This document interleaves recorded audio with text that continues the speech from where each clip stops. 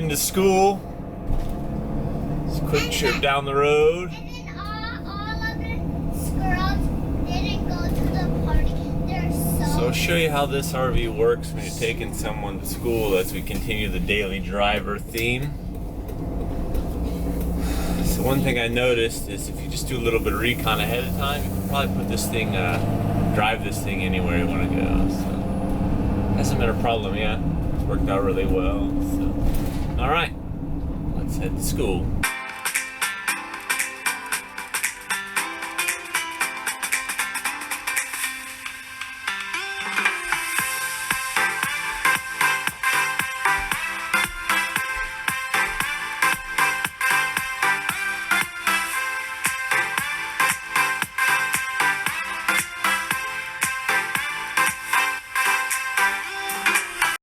Weekend, we went out to South Haven, took the old camper out, did 2 nights there.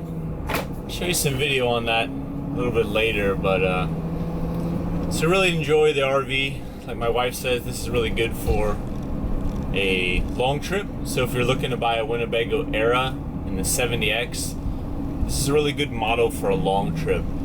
So when it comes to actually camping or sleeping, slightly different opinion. So this is good for a couple of days, 1 or 2 days possibly. Full timing in a Winnebago Era 70X, probably not the most comfortable thing you could do. I would really encourage you to buy something a little bit better. I mean, the reason we bought this is we have the 3 kids, so we use it a lot for long trips, and every once in a while we do go out and go camping in it, but it's not really the best, I guess, Class B on the market you could use for, you know, camping extended period of times. The rear bed is okay. I mean, if it was only you and the wife, you could actually leave it down all the time, put in a regular bed mattress and leave it back there all the time down. That would definitely increase the sleeping quality for sure. But then again, why would you buy it if you have a couch in the back? You know, that's kind of the real thing. That, you know, what's the real point of it if you're gonna leave a mattress in the back all the time? So we do have the 3 kids, and what we do is we sleep in the back. The back makes a extended queen back there, so we sleep with our youngest back there. And actually we have some disco beds that I've done a video on before, and I'll show you here in a second how these actually fit inside. But with the 2 disco beds, they actually fit inside right behind me here width-wise, and it really works out well for the kids. So if you got those grandkids out there and you're thinking, hey, you know, I want to buy, you know, a Class B for me and the wife, but I'd also like to be able to take the grandkids, this really is a perfect fit. You take out these 2 seats right behind me, and there's plenty of room for 2 disco beds, so you can throw the bunk beds up there, do a couple of days, like I said, with the grandkids. You know, take them on that long trip. It's going to work great for the long trip because in the back you have the TV and the DVD player, so that really works well for long trips and kids. And if you have kids, you obviously know that they have to use the bathroom at the most inconvenient time. So driving down the road at 70 miles an hour, your kid always has to use the bathroom. So with just having the bathroom here, it really works out well. The 3 seats across the back is really good, so that when you travel, everybody can sit in the back and watch TV. And really what it does with the 70X and you're traveling with the kids, you know, it really creates that space, almost 2 zones, kind of like riding an airplane. You know, you and the wife are up front, or your significant other kind of riding first class, and then in the back, you know, riding coach with their TV is your kids. And it really has worked out well for us, just creating that little bit of space. And, you know, me and the wife can really have those conversations in the front. The kids are enjoying themselves in the back, and, you know, it's really been good for us. It kind of just, this extra 15 feet between you and the kids really works well for those long trips. They seem to ask less because they're not sitting right here on top of you, and it's really been good for us. So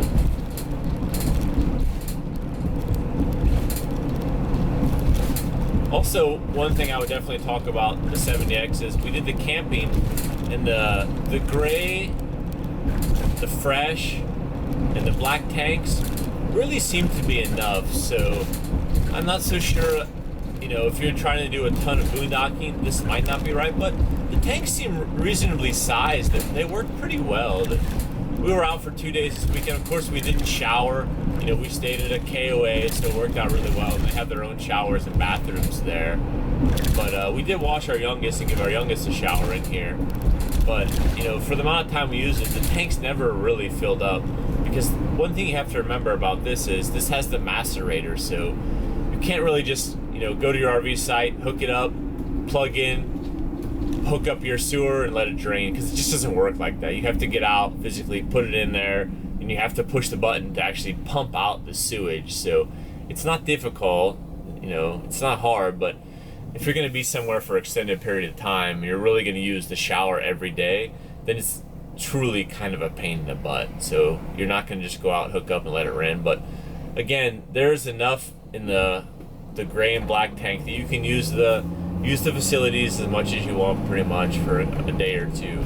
The real problem comes is when you start to take a shower. So there's enough in the gray water tank for my family of 5 to take a shower, so it's plenty. But the last person that takes a shower, if they don't make it just slightly shorter, actually the gray tank will fill up, and what it does is when it fills up is obviously the lowest point is in the shower in the bathroom. So then there'll be a little bit of water, maybe a ½ inch, that ended up just sitting in the shower pan in the bathroom. So that's just something to think about. But again, it's not too difficult. You know, once it does fill up, you just have to physically get out of the vehicle, go over to the sewer, pull out the black hose that's, you know, smaller than the rest, so that's something else to think about.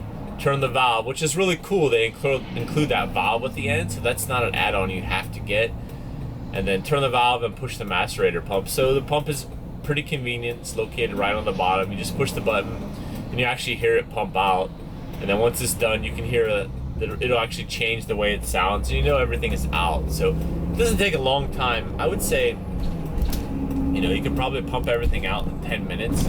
It's just the whole fact that, you know, worst case scenario, you're out, you pump everything out, or excuse me, the worst case scenario, you're out, it fills up, you got water sitting in the bottom of the shower pan, and just can't wait a night. So guess what? You're the person that gets out there, pumps everything out, so that the family, when they get up in the middle of the night, they don't have to stand in that water when they go to the bathroom. So that's something a little bit different.